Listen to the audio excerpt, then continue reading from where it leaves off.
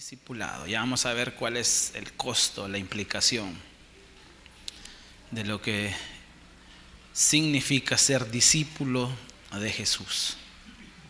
Capítulo 14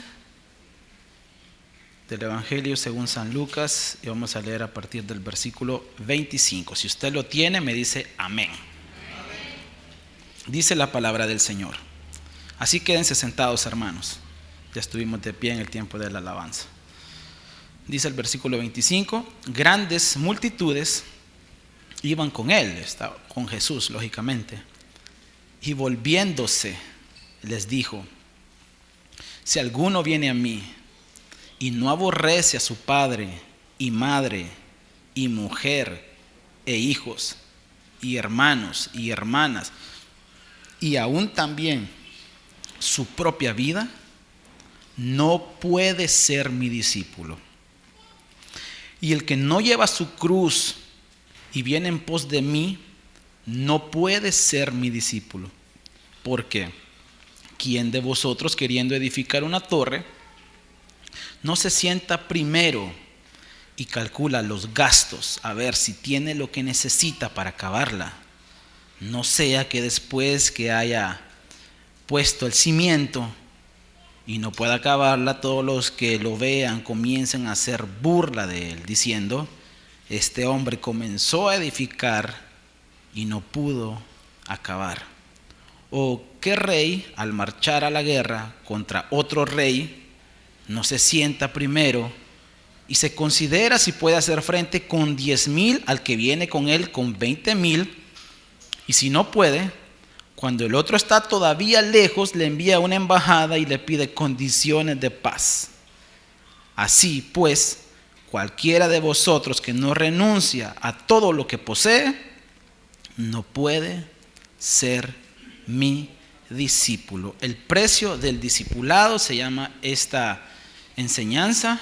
Jesús pone una serie de requisitos para que nosotros entendamos lo que implica ser discípulo de él. Hermanos, como les decía anteriormente, estamos en una semana que se llama la Semana de Enfoque. Vamos a estar hablando acerca de lo que es el discipulado, y este pasaje habla, Jesús menciona reiteradamente: no puede ser mi discípulo, no puede ser mi discípulo, y lo menciona reiteradamente. Y es interesante que cuando nosotros nos vamos a investigar el original de la palabra discípulo en este pasaje, encontramos que es matetos, y significa en español aprendiz, alguien que sigue la enseñanza de uno. Por otro lado, también tenía la implicación de que el discípulo es un imitador del maestro. Por otro lado, también encontramos que un discípulo es alguien que está en una enseñanza constante, formal y voluntaria. Una enseñanza constante, formal y voluntaria. Y otra implicación es que aprende doctrina bajo la dirección de un maestro. Eso es lo que significa un discípulo. Es un aprendiz, una persona que está en constante aprendizaje, es decir, no ha dejado de aprender, no se queda ahí esperando que las enseñanzas lleguen ahí al azar. Es alguien que voluntariamente está en un proceso de aprendizaje, no lo deja al azar, es voluntario. En el contexto que lo leímos, todos entendían lo que es un discípulo, absolutamente todos, porque encontramos que habían en esa época, todavía en esa época existían lo que se les conocía como los discípulos de Moisés, existían los discípulos de los fariseos, los discípulos de Juan el Bautista, y también existían los discípulos de Jesús. Entonces era fácil para ellos que un discípulo era la persona que aprendía la enseñanza y la forma de vivir que un maestro le estaba enseñando. Eso es discípulo. Entonces, entendamos también, porque esto es la base para la enseñanza, lo que es discipulado. Y discipulado, nosotros podemos ir a buscar un montón de conceptos, pero yo formé mi propio concepto de discipulado. Yo se los quiero compartir en base a todo lo que hemos platicado hasta el momento. El discipulado es un proceso de formación intencional intelectual, emocional y espiritual, con el fin de que Jesús sea formado en la vida del discípulo. Es un proceso intencional, incluye las áreas intelectual, emocional y espiritual, con el fin de que Jesús sea formado en la vida del discipulado. Eso es el concepto que yo pude concluir lo que es el discipulado. Ahora, en términos prácticos, y ya vamos a entrar a estudiar el pasaje, pero es la base que tengo que poner, es un estudio bíblico y esto es bien importante. No todo el tiempo es de dar ánimo, las enseñanzas, aunque sí, ¿verdad? Podemos meter todo eso, pero yo quiero también de que aprendamos un poco cosas que son completamente básicas para un creyente que está en aprendizaje y para un creyente que quiere pasar de ser creyente o simpatizante y entrar a la etapa de lo que es un discípulo. Porque hay muchos creyentes, pero pocos discípulos. Muchos simpatizantes, pero pocos son los discípulos. Entonces, siguiendo con la forma práctica de lo que es el discipulado, lo práctico del discipulado es que es la forma establecida por Jesús. Es la forma, el método establecido por Jesús y utilizado también por la iglesia primitiva para alcanzar la madurez espiritual. Eso es el método. Es decir, Jesús no dejó otro método para que nosotros alcanzáramos la madurez espiritual, sino es a través del discipulado. Eso fue lo que Jesús estableció. Es decir, para ponerles un ejemplo práctico, desde que yo vine a la iglesia, yo vine hace mucho tiempo a la iglesia allá. He visto envejecer a varios acá. He visto que otros se casan, que otros se acompañan. Pero tengo ya tiempo de estar acá. Desde que entré a la iglesia, me metí a estudiar. Y me metí a un proceso voluntario. Es decir, yo no venía, lo que enseñaran voy a agarrar, sino que entré en un proceso voluntario y formal. Y si se le puede llamar también, es un proceso hasta cierto punto también sistematizado de aprendizaje. No era que hacía al azar. Entonces yo he tratado de estar estudiando todo este tiempo. De hecho, ahorita estoy recibiendo un curso todavía. Y todavía me acuerdo de varias cosas, las tengo en la mente. De hecho, me sirven de insumo a la hora de hacer predicaciones. Pero por más de que yo maneje todos esos conocimientos y yo se los quiera transmitir al hermano que está acá, perdone que lo ocupe de ejemplo, hermano, pero usted se sienta adelante. Y está bueno, aquí sígase sentando, hermano. De hecho, yo me siento siempre a la par suya también, ¿verdad?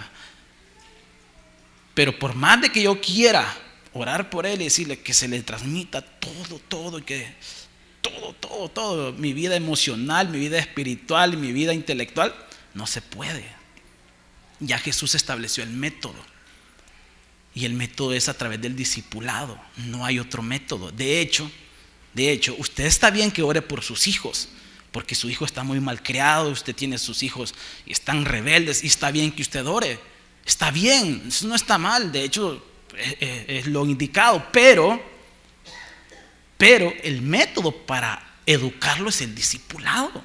Ese es el método, que usted dedique tiempo con él, que lo corrija, que interactúe con él. Ese es el método, no hay otro método. Por más de que usted ore por él, los conocimientos educativos a su hijo no se le van a meter de la noche a la mañana, sino que es un proceso de interacción donde usted le va transmitiendo los valores cristianos que usted ha aprendido. Ahora, si usted no tiene valores cristianos y no ha aprendido nada, muy poco le va a poder enseñar a su hijo, pero es la forma, no hay fórmulas mágicas acá. Es decir, hay gente que le cuesta crecer espiritualmente hablando, le cuesta crecer en el cristianismo. En otras palabras, no pasa de lo mismo, pero nunca se meten a un proceso intencional de discipulado. No están. Entonces, lógicamente, van avanzando, pero van avanzando sin querer, o van avanzando perdonen esta palabra, por suerte, pero no van avanzando porque se han metido a un proceso discipular. Simplemente lo han dejado al azar. Por eso es importante los discipulados de la iglesia. Gracias a Dios nosotros tenemos un sistema de discipulado, tenemos un sistema de enseñanza. Pero muchas veces la gente no lo mira como algo importante porque una de las luchas que tiene el discipulado, porque yo me puse a pensar con qué está luchando el discipulado, cuáles son sus mayores enemigos en la iglesia actual, en el discipulado, y es porque todo la gente lo quiere rápido en estos días. Toda la gente lo quiere a la carrera. Adelantan las películas para ver el final. Los que están viendo alguna serie o alguna novela se van a YouTube y la buscan el capítulo adelantado. Quieren todo rápido. La comida la quieren rápida. Los sermones los quieren rápido. Los cultos quieren que se acaben rápido. Quieren los diplomados, los quieren rápido. Ahora ya no son licenciaturas. Ahora la gente quiere un técnico. Y en un año ya quieren ser licenciados. Entonces la gente, los bachilleratos ahora los sacan en poco tiempo. En aquel entonces eran 3 años y eran 3 años bien difíciles. Después lo acortaron a 2. Entonces todo el tiempo se lo van sintetizando a la gente, pero el discipulado no cambia. Entonces la lucha con el que el discipulado se topa es el tiempo, que la gente quiere crecer de la noche a la mañana, quiere alcanzar todo lo que los mega pastores o mega predicadores han alcanzado en 20 años, 30 años. Y hay personas que tienen 1 año y se desaniman porque no han alcanzado lo que miran o lo que profesan alcanzar las mega iglesias, y se frustran, pero ignoran que hay un proceso de discipulado que no se puede sintetizar. ¿Por qué? Porque Dios no sintetiza enseñanzas. El discipulado es el mismo. Entonces Dios nos viene enseñando de poquito en poquito. Ahí vamos. Y si usted no coopera, menos va a seguir creciendo. Cuando usted coopera y voluntariamente se somete al Señor, a un discipulado, busca un mentor, busca cercanía, se identifica conoce los predicadores de la iglesia, lo que enseñan, mira modelos a seguir cristianos, y usted va a ir creciendo, entonces es mucho más fácil. Pero nosotros queremos sintetizar todo y nos aburrimos. De hecho, no nos gusta la tipo de predicación donde vamos aprendiendo, porque nosotros lo que queremos es que se nos infunda ánimo. Nosotros lo que queremos es que se nos diga: mire, el Señor va a luchar por usted, el Señor va delante suyo. Pero no nos gusta detenernos en predicaciones donde vamos aprendiendo, porque nosotros queremos toda la carrera.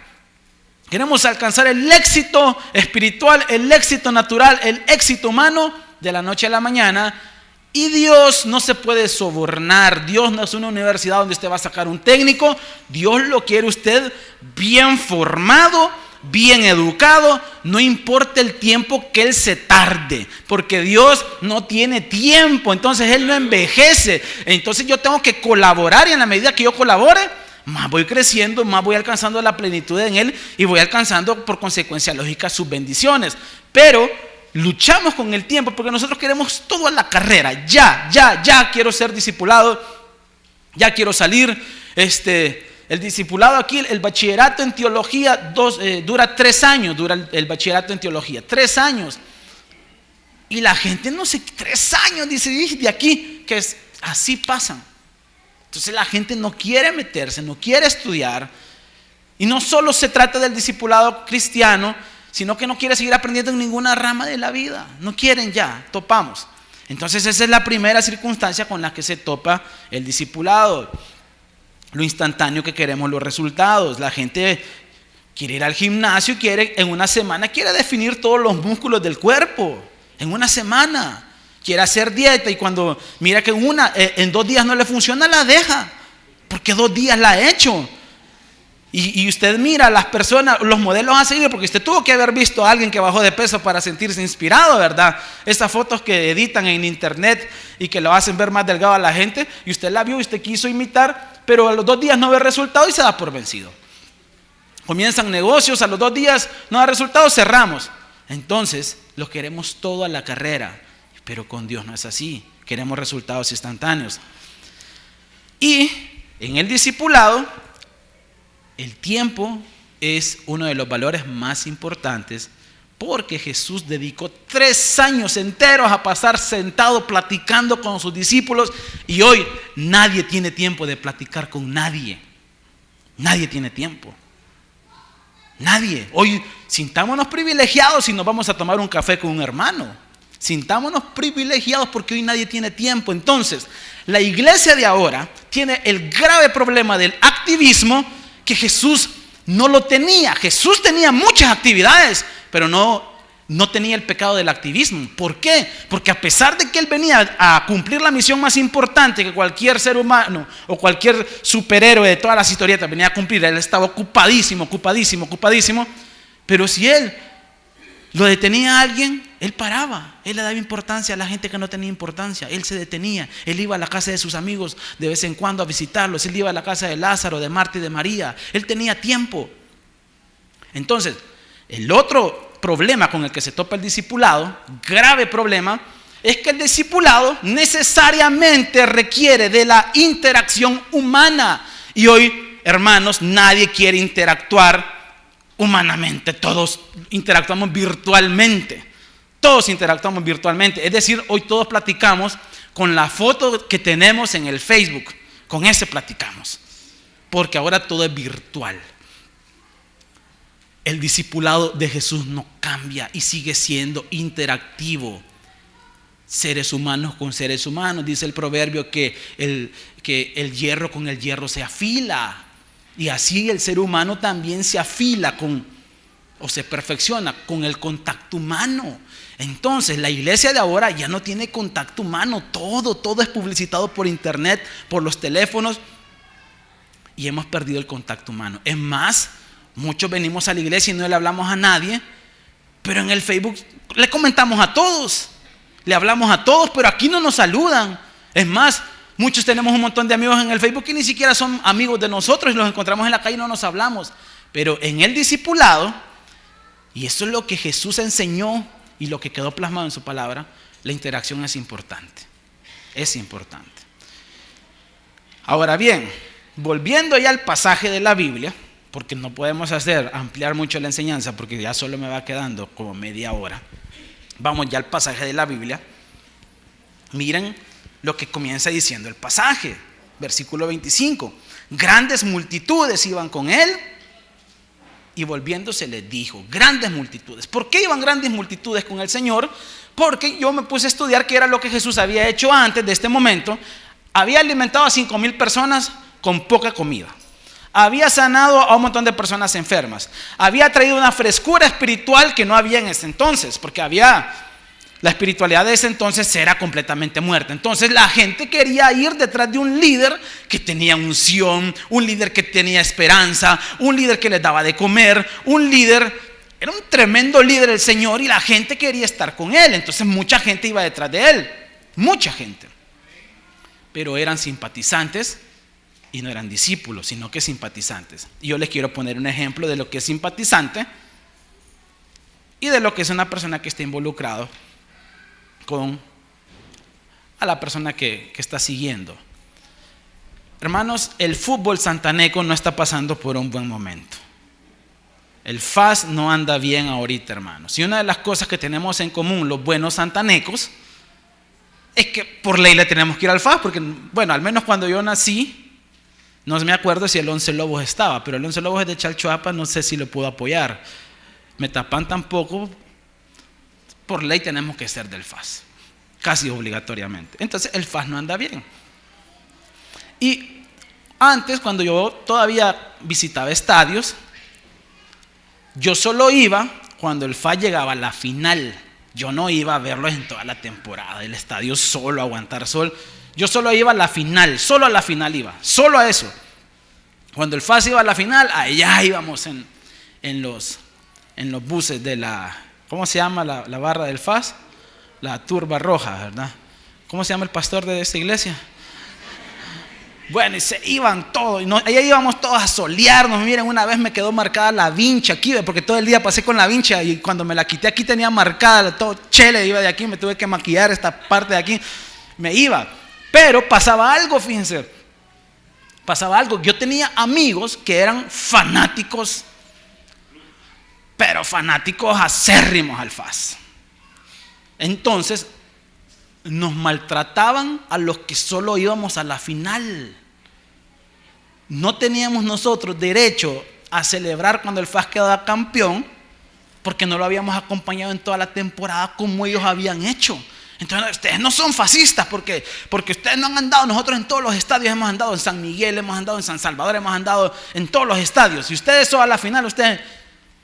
Y cuando el FAS perdía la final, que nos miraban llorando a nosotros, porque uno de joven es ridículo, llorábamos ahí y llorábamos. Y no, ustedes no tienen derecho a llorar porque ustedes no son fascistas, ustedes no lo han apoyado. Entonces nosotros no teníamos ni derecho ni a llorar ni a celebrar porque no habíamos andado en todo el recorrido del FAS en todo El Salvador. Entonces ellos sí eran fascistas, ellos sí tenían derecho a celebrar y tenían derecho a llorar, nosotros no. Entonces, ¿qué es lo que pasa acá? Nosotros éramos simpatizantes y nosotros les caíamos mal a ellos porque ellos andaban ahí rebuscándose. Y ellos nos decían estas palabras: lo que pasa es que nosotros nos caen mal ustedes porque nosotros somos FAS en las buenas y en las malas, decían. Nosotros somos rojos en las buenas y en las malas, decían. Así dicen. Ahora, ¿qué es la implicación espiritual acá? La gente que iba detrás de Jesús era un montón, pero mucha gente en las malas se da la vuelta y se regresa. En las malas ya no. No, cuando estoy cansado, no, Señor, hoy no. No, cuando me han maltratado en la iglesia, he tenido un malentendido en la iglesia, no, me desanimé, Señor, no.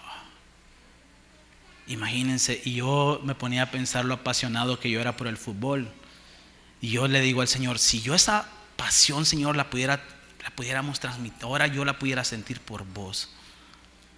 O que si la gente que así como siente el fervor en los estadios lo pudiera sentir hacia vos, ¿cómo fueran la vida de estas personas tan equilibradas y tan llenas de bendición? Entonces, Jesús tenía un montón de gente que simpatizaba con él y grandes multitudes lo seguían. Y yo digo que lo venían siguiendo porque la implicación dice que él se voltea, venía un montón de gente detrás de él y él se da la vuelta.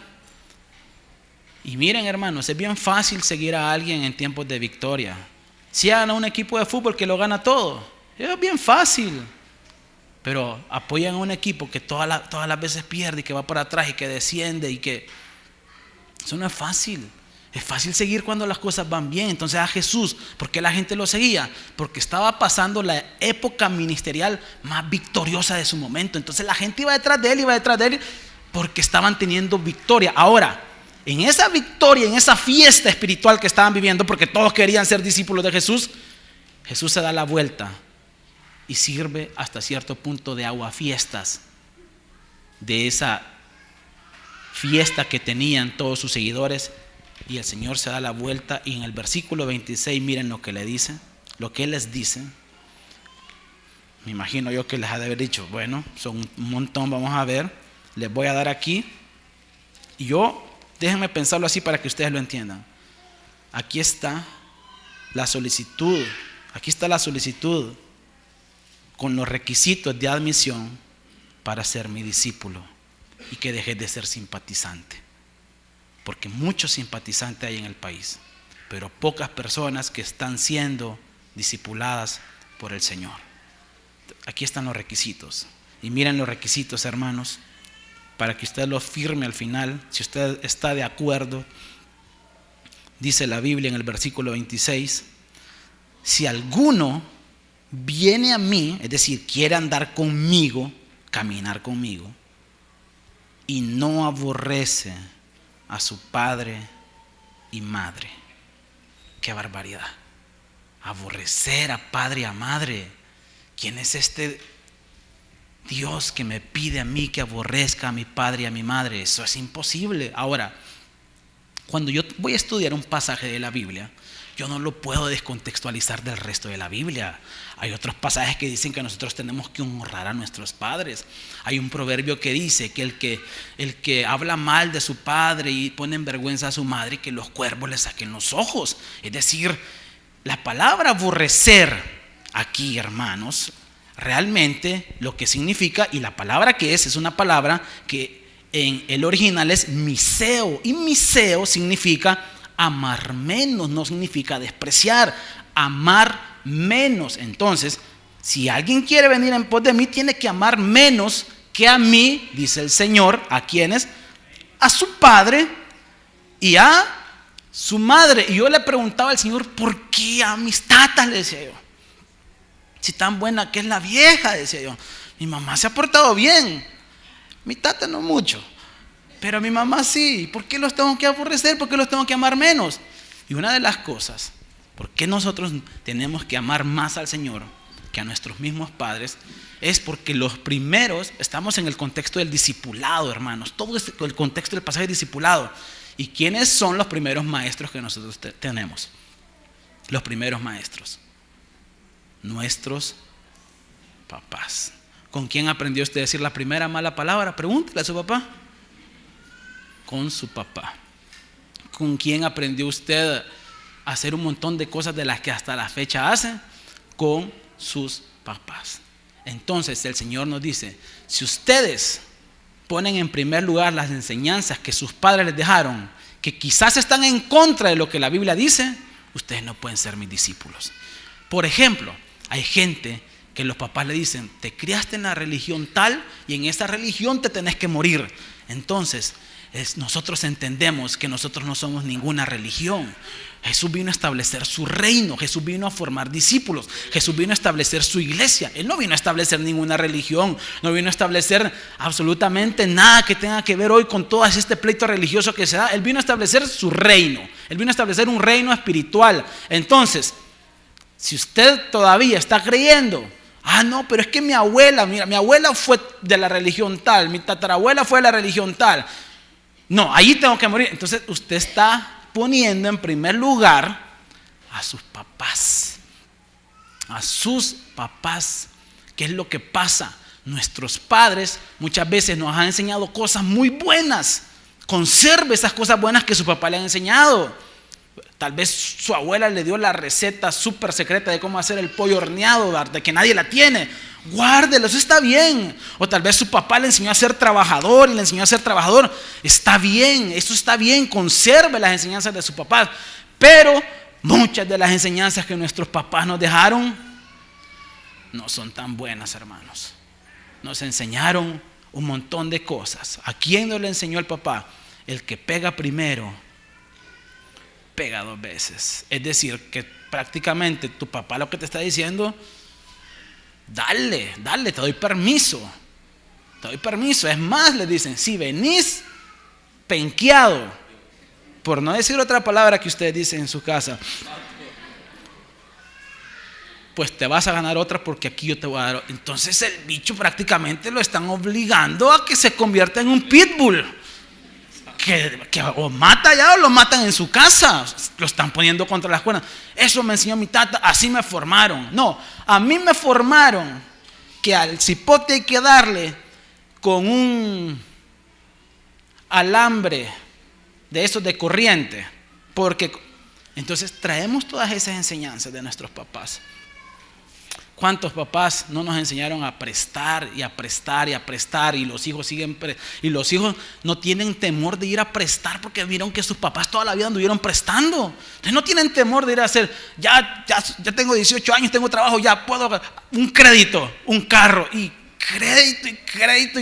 Yo digo, y cuando voy viendo yo y veo el árbol genealógico, todo el mundo endeudado. Entonces, estas enseñanzas se cortan. Yo recuerdo una, y perdonen este ejemplo que les voy a poner, pero yo me acuerdo cuando yo empecé ya a contradecir las enseñanzas de mis papás. Me acuerdo que mi hermana tenía como, no me acuerdo cuántos años tenía, que ella como unos 20 años tenía, y salió embarazada de su novio sin estar casada. Salió embarazada. Y me acuerdo que yo estaba bien decepcionado de ella, y fue un golpe bastante fuerte emocional en mi vida, porque nosotros pensábamos que nosotros teníamos una meta clara en la vida como hermanos. Y yo me acuerdo que cuando llegué donde mi mamá es una persona bien chula, no estoy hablando mal de ella, les quiero poner el ejemplo nada más. Mamá, mira esta con lo que salió, le digo yo. Y mi mami así para calmarme, hijo, pero así es la ley de la vida, me dice. Y yo le dije, ¿cómo va a ser eso la ley de la vida?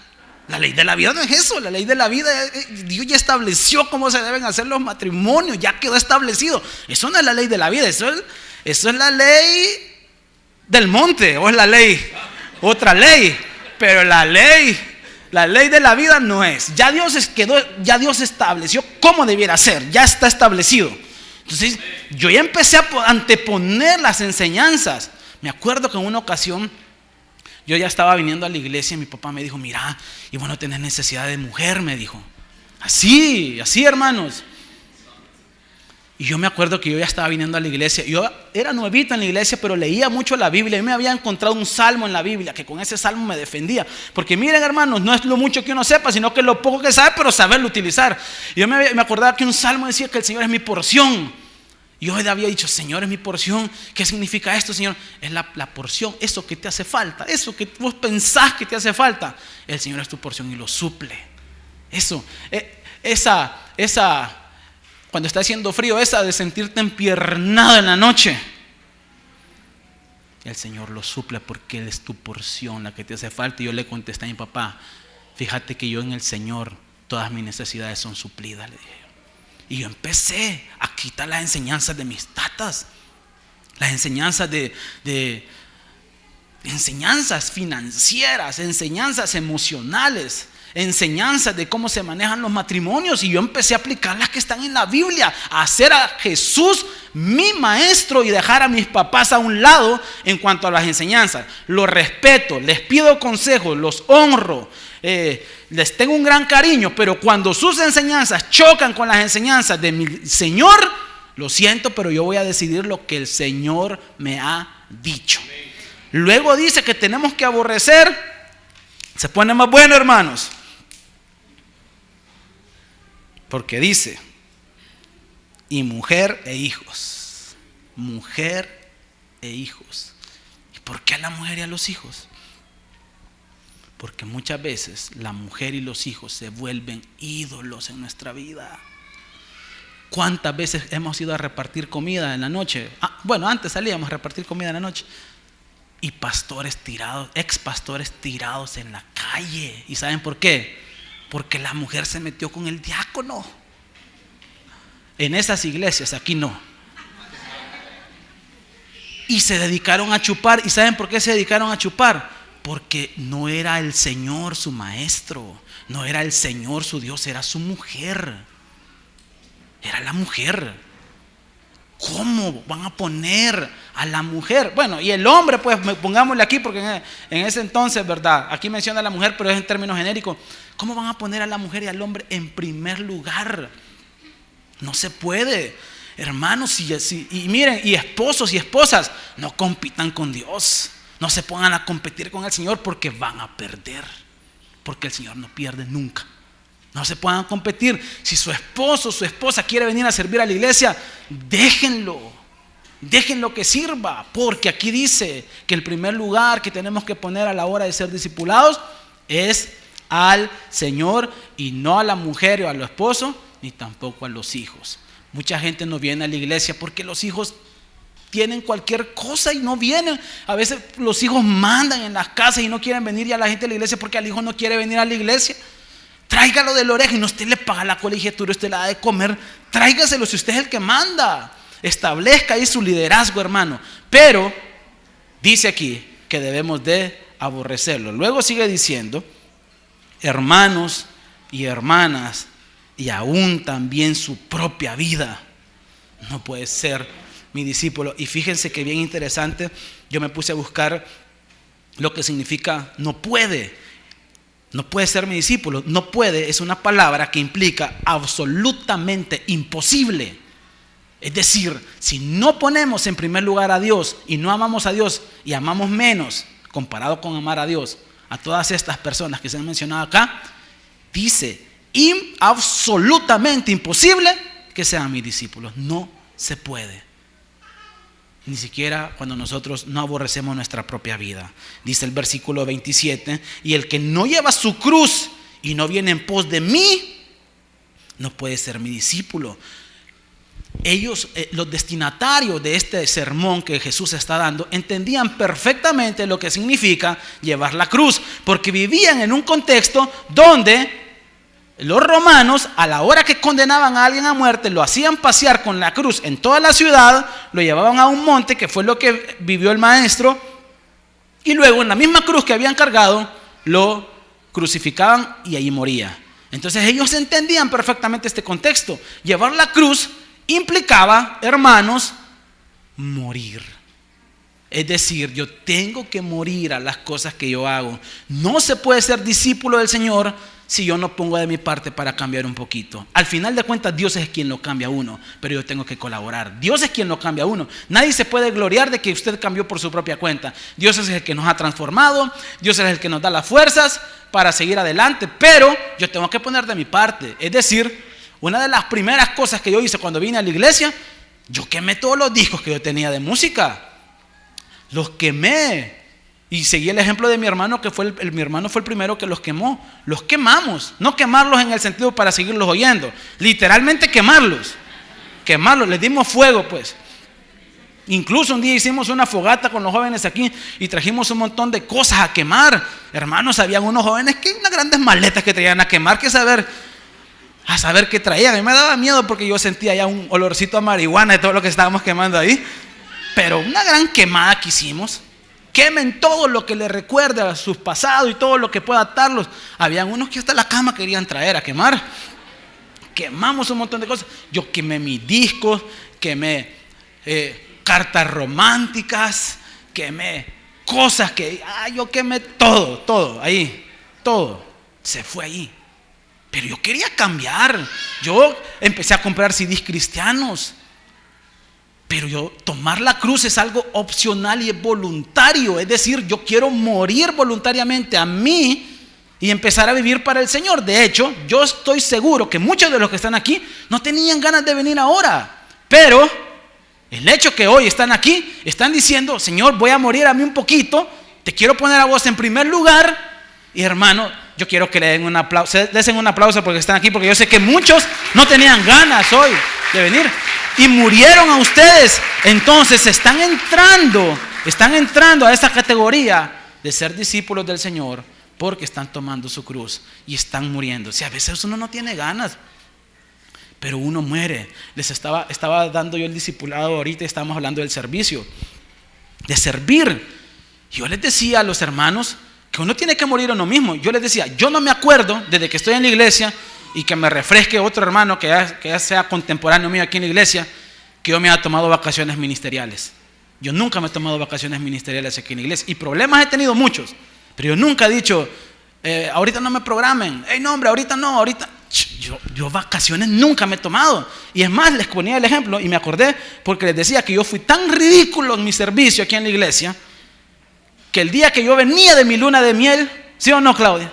Veníamos de la luna de miel, había reunión ese día, yo tenía que venir a repartir unos volados aquí, y de la luna de miel me vine, todo requemado, pero contento. Me vine, parqué mi carro ahí, y ¿sí o no, Claudia? Y empecé a repartir los volados, y otros que no andaban de luna de miel no vinieron. Entonces yo estoy muerto, no hay chance.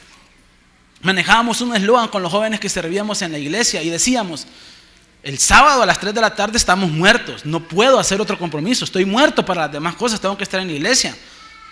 Entonces, tomar la cruz significa esfuerzo, hermano. Sacrificio no, porque el sacrificio Jesús ya lo hizo, ya sacrificio Él no quiere, pero sí esfuerzo. Esfuerzo sí, el esfuerzo desgasta y el desgaste me lleva a la muerte, que es a la cruz. Sigue diciendo que no lleva la cruz, no puede ser discípulo. Los discípulos hemos aprendido, hermano, la iglesia Manuel ha aprendido a morir y a dejar a un lado. ¿Cómo no quisiéramos nosotros levantarnos el día domingo a las 10 de la mañana? Pero a las 8 hay discipulado, a las 8 estamos acá. Y otras veces venimos y traemos cafecito y traemos alpores más temprano, porque hay que venir a hacer las cosas. A las 8 estamos muertos, hermanos. Nosotros hay días donde nosotros estamos ya completamente muertos a servir al Señor. Estamos muertos. Es más, pero otros están muertos por otra cosa. Y hasta ya huelen mal estos que están muertos por otras cosas. Pero los que estamos muertos por el Señor tratamos de oler a Él. Sigue diciendo el pasaje y vamos a ir corriendito. El 28.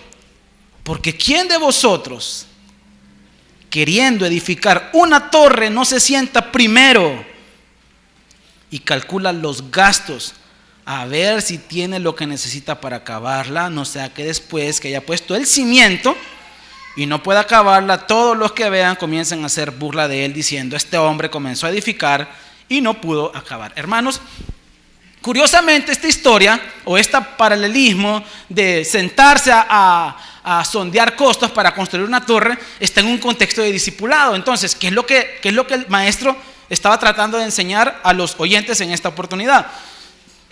Y es lo siguiente: calcular el costo implica sentarse en primer lugar. Dice, se sienta a calcular costo. Lo primero que yo tengo que hacer para ser un discípulo del Señor es sentarme y meditar la vida que estoy llevando. Y te vas a dar cuenta de que cuando calculas el costo, la vida que estás llevando no vale la pena. Porque vale más la pena vivir una vida para el Señor. Yo me senté a calcular el costo y yo dije, mi vida ahorita es un desorden. Yo cuando vine a la iglesia, yo empezaba ya a incurrir en desórdenes de ¿cómo se le llama a los bolos que hacen relajo? De bolo relajero. Ya no lo podía controlar. Yo ya no podía. Entonces yo empecé a calcular y yo dije, me senté. No. Edificar una torre es empezar a edificar un nuevo estilo de vida. Entonces yo calculé, tengo que empezar con un nuevo estilo de vida. Empecé a calcular los costos. Hermano, mi querido jovencito oyente o amigo oyente, ¿tú crees que la vida que estás llevando fuera de Dios vale la pena? Realmente no vale la pena. El pecado, después de que terminas de pecar, te deja una conciencia tan sucia, te sentís mal y te deja completamente vacío. Entonces yo me senté a calcular los costos. ¿Vale la pena la vida que estoy llevando? No vale la pena. Empecemos a edificar un nuevo estilo de vida. Empecemos a edificar la torre. Y cuando dice se sienta a calcular el costo, muchas personas dicen, yo no voy a aguantar, no voy a soportar, porque son muchas las tentaciones, yo por eso no me hago cristiano. En realidad, nosotros en nuestras propias fuerzas no podemos resistir absolutamente ni un día siendo cristianos. Pero en las fuerzas del Señor, cuando tú te enfocas en las fuerzas del Señor, incluso puedes morir viviendo una vida que agrada al Señor. En nuestras propias fuerzas no podemos. Si los varones en nuestras propias fuerzas nos cae un mensaje y una cipota mero atractiva, ¡ay Dios! En nuestras propias fuerzas no podemos. Y las muchachas ni se digan. Más las muchachas ahí que se sienten un poco descuidadas por los hermanos ahí y solo pasan oyendo esos coritos de mujeres engañadas por hombres. Y le cae un mensaje, en sus propias fuerzas usted le dan ganas de seguirle el juego. En nuestras propias fuerzas nosotros queremos la salida fácil, ¿verdad? Entrar, métase a una banda que extorsiona porque así rápido va a salir. Métase a hacer tal negocio que rápido va a salir. En nuestras fuerzas no aguantamos. En nuestras propias fuerzas nos enojamos. En nuestras propias fuerzas nos deprimimos rápido. En nuestras fuerzas, hermano, en nuestras fuerzas somos inútiles. Pero cuando nosotros hemos reconocido que en nuestras fuerzas no podemos y miramos al cielo y decimos, pero en las fuerzas del Señor yo puedo perdonar al que me ha ofendido. En las fuerzas del Señor yo puedo resistir a la tentación. En las fuerzas del Señor yo puedo vencer el cigarrillo. En las fuerzas del Señor yo puedo vencer esta adicción. Yo puedo vencer. En las fuerzas del Señor ten garantizado que vas a vencer, hermano. Vas a vencer. Entonces cuando tú te sientas a calcular el costo, la respuesta es, si te alcanza, yo te quiero contestar en esta noche, si te alcanza y vas a aguantar a ser un discípulo del Señor, la respuesta es, sí vas a aguantar. ¿Por qué? Porque tienes los insumos necesarios para aguantar, tienes la ayuda sobrenatural de Dios para soportar la tentación, para seguir adelante, para resistir la adversidad. Sí puedes. Tú tienes lo necesario, lo tienes. Ahora, me puse a pensar. Me fui a investigar la palabra torre y la palabra torre también significa un castillo. Se pone a edificar un castillo. ¿Por qué una torre y por qué un castillo? Porque cuando tú comienzas a ser un discípulo del Señor y comienzas a ver el fruto del discipulado, las torres y los castillos de lejos causan admiración. De lejos causan admiración. Cuando tú eres un discípulo del Señor, tú no tienes que andar haciendo alarde de lo que Dios te ha bendecido, porque la gente desde lejos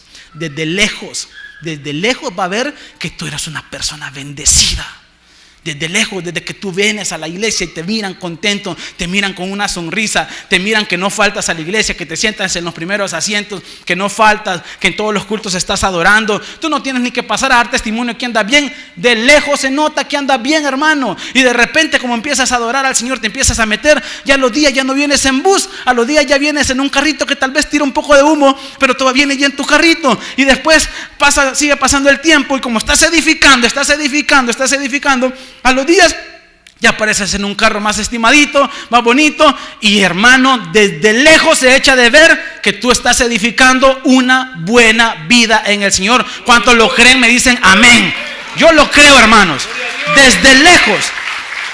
Entonces, siempre calcula el costo de ser discípulo. Siempre nos vamos a calcular el costo, pero de la manera negativa. Pero también no solo calcule el costo, calcule la recompensa de edificar la torre. ¿Cuál es la recompensa de terminar la torre? La gente no se va a burlar de mí. La gente se burla de las personas que empiezan a ser discípulos del Señor y se vuelven atrás, y usted es objeto de burla. Así que, hermano, si usted tiene la intención de volver atrás, por último, aunque sea para que no se burlen de usted y no se burlen de la iglesia, aguante. La iglesia es objeto de burla de la gente que vuelve atrás, y peor cuando son líderes y la gente lo conoce y aparece en el Facebook y los agarran de base, como dicen.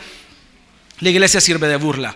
Pero los que seguimos ahí luchando por nuestra torre, nos cuesta, pero cada año vamos poniendo un cimiento más. Hermanos, si yo cuando vine, mi torre, yo no tenía torre, yo tenía un castillo de arena. Pero empecé a edificar, me corté el pelo, empecé a bañarme más seguido, empecé a crecer, a aprender más. Después me casé y he ido creciendo, y mi castillo y mi torre, hermanos. ¿Y por qué un castillo? Porque Dios no hace cosas chiquitas. Dios no te llamó a que construyas un ranchito. No deja de andar diciendo ese poema, un rancho. Un día, primero Dios, yo levantaré un ranchito. No, tú levantarás un castillo, hermano, un castillo que se va a ver de lejos. De lejos vas a ser bendecido. La gente lo va a ver de lejos. Entonces no solo mires en el costo, la recompensa de ser un discípulo del Señor, de haber muerto a las enseñanzas de nuestros padres, a las enseñanzas de los amigos, haber muerto a todo eso, hermano, y meterse a caminar con el Señor. Tal vez no son instantáneos la recompensa, pero un castillo no se va a hacer de la noche a la mañana. Primero hay que terracear, ¿verdad, amor? Hay que terracear primero, y eso cuesta. Y a veces la gente en la terraceada se echa para atrás. No, hombre, yo no he levantado nada. Pero terraceaste y ya está bien plano y vas para arriba. Eso es discipulado, meterse, ir aprendiendo más del Señor. Un castillo. Pero luego menciona una guerra. ¿Por qué? Porque discipulado no solo es edificación, discipulado también es guerra.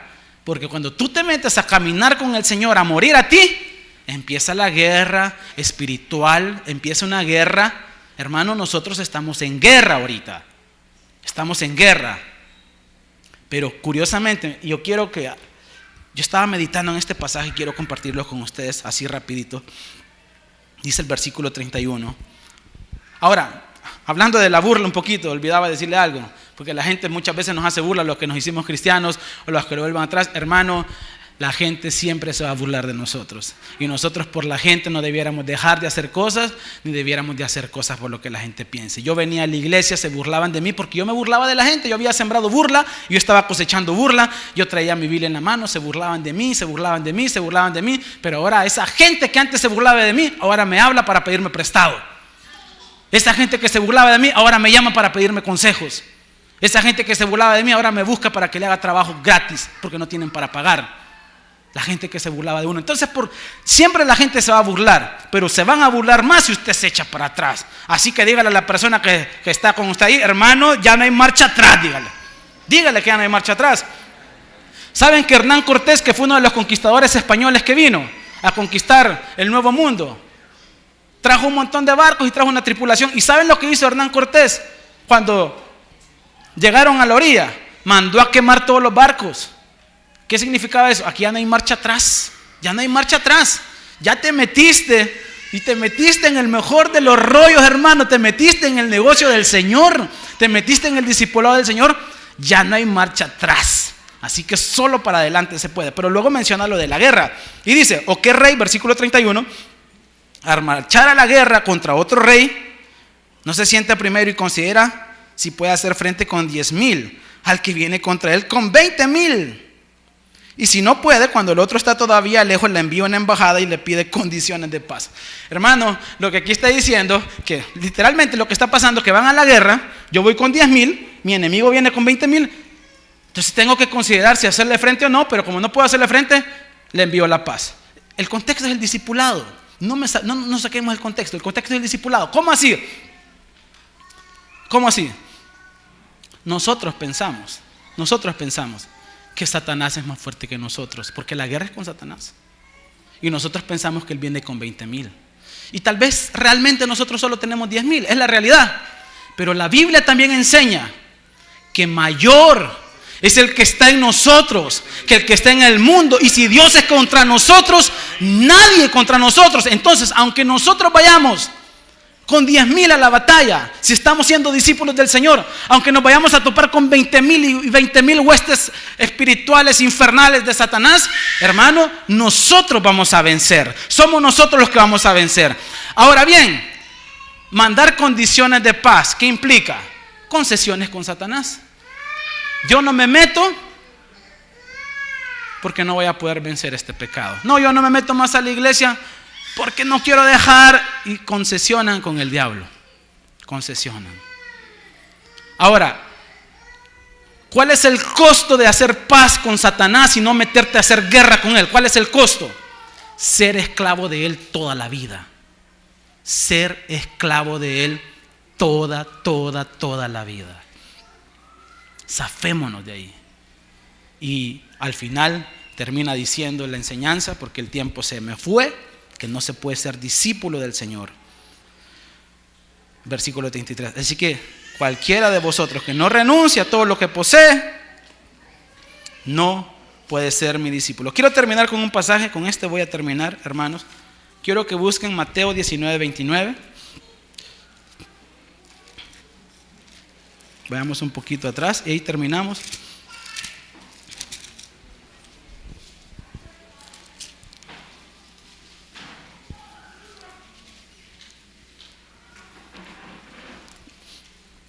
Gracias, Fer.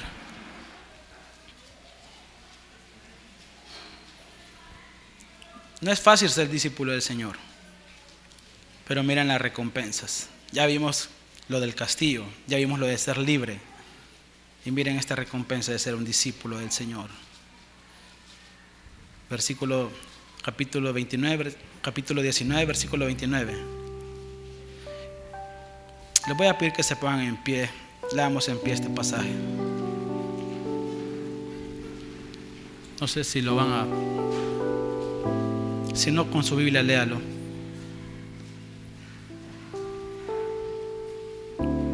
Miren, hermanos, este pasaje es para ustedes. Cualquiera que haya dejado casas, o hermanos, o hermanas, o padre, o madre, o mujer, o hijos, o tierras, por mi nombre, recibirá 100 veces más y heredará la vida eterna. 100 veces más. Hermanos, vale la pena ser discípulo del Señor. Vale la pena enfrentarse con todas las circunstancias, morir al tiempo de uno, seguir las enseñanzas que muchas veces chocan con mi propio deseo. Vale la pena, hermanos. Dios recompensa. Vale la pena, hermanos. Él es digno. Cierren sus ojos, hermanos. Oren conmigo.